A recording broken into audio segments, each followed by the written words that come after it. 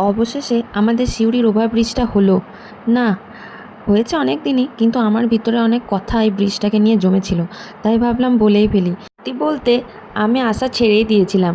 ভেবেছিলাম আমার নাতিপুতিরা যখন বড় হয়ে আমায় জিজ্ঞাসা করবে যে ঠাম্মা ওই অসম্পূর্ণ থামগুলো কিসের, তখন আমি দীর্ঘশ্বাস ফেলে ইতিহাস শোনাবো।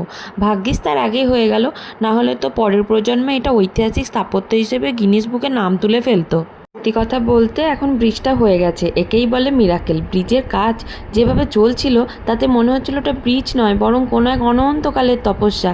বাই চান্স কাজটা শেষ হয়ে গেছে বলেই আজ ভিডিওটা বানাতে পারলাম, না হলে হয়তো আমার ছেলের বিয়েতে বরযাত্রীদের ওই রেল গেটেই পাত পেরে খাওয়াতে হতো। বাই দ্য ওয়ে, সব থেকে বড় কথা আমাদের ব্রিজটা হয়ে গেছে, যা আমাদের ধৈর্যকে হিমালয়ের চেয়েও উঁচু করে দিয়েছিল। আজ অবশেষে সে তার নিজের রূপ দেখালো। বিশ্বাস করুন, এটা দেখার জন্য আমাকে 7 জন্ম অপেক্ষা করতে হয়নি। এটাই সব থেকে বড় পাওয়া।